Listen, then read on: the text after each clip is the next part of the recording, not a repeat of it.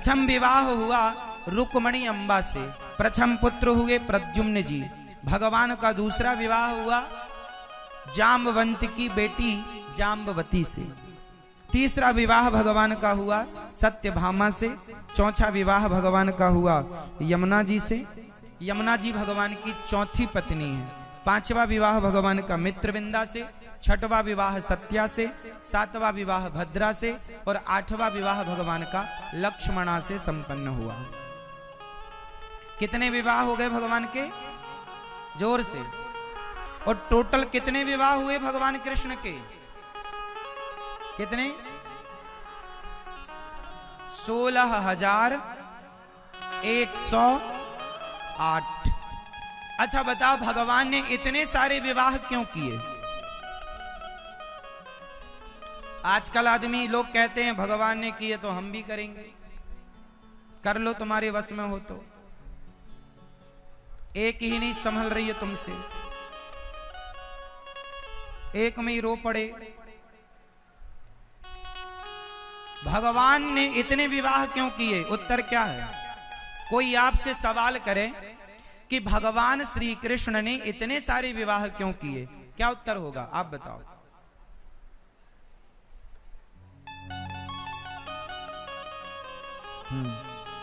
आप बताओ बेटा।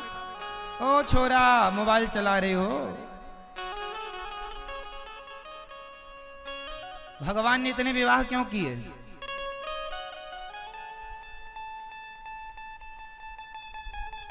मैया, ओ मेरी माँ चश्मा वाली मैया, बताओ भगवान श्री कृष्ण ने इतने सारे विवाह क्यों किए? ये काला चश्मा वाली मैया बताएंगे क्यों? बताओ मेरी माँ, नहीं पता आपको?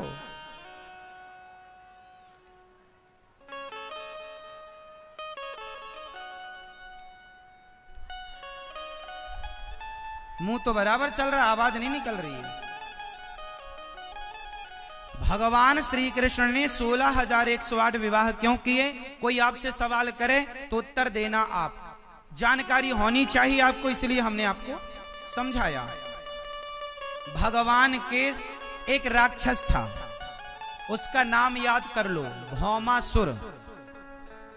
भूमि से भौमासुर याद आ जाएगा। भूमि से भौमासुर याद करने की ट्रिक होती है, पता है आपको?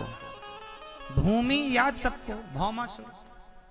तो भौमासुर नाम का एक दुष्ट था जिसने 16,100 कन्याओं को बंदी बना रखा था, अपने जेल में बंद कर रखा था।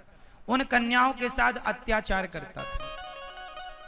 राजाओं, बड़ा बलवान था, सबको जीत लाता और किसी की बेटी, किसी की बहन जो सुंदर दिखाई पड़ती, सबको जेल में डाल देता।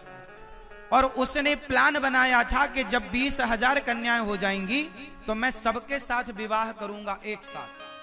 तो वो 20,000 इकट्ठी करना चाहता था, पर अभी तक 16,100 हो पाई थी।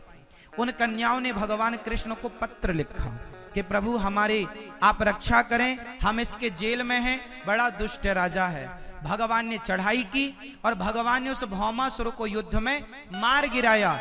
और कन्याओं के पास जाकर जेल से ताले तोड़वाकर भगवान ने कहा कन्याओं को, देवियों किराया खर्चा लो और जाओ अपने अपने घर जहां से हो। उन कन्याओं ने कहा, हे गोविंद, अब हमें कोई स्वीकार ना करेगा।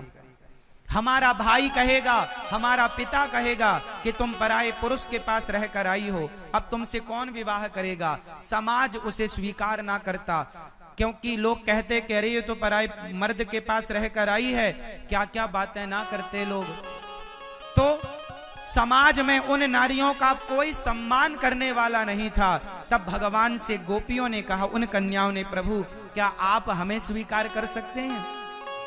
भगवान ने कहा, क्यों नहीं।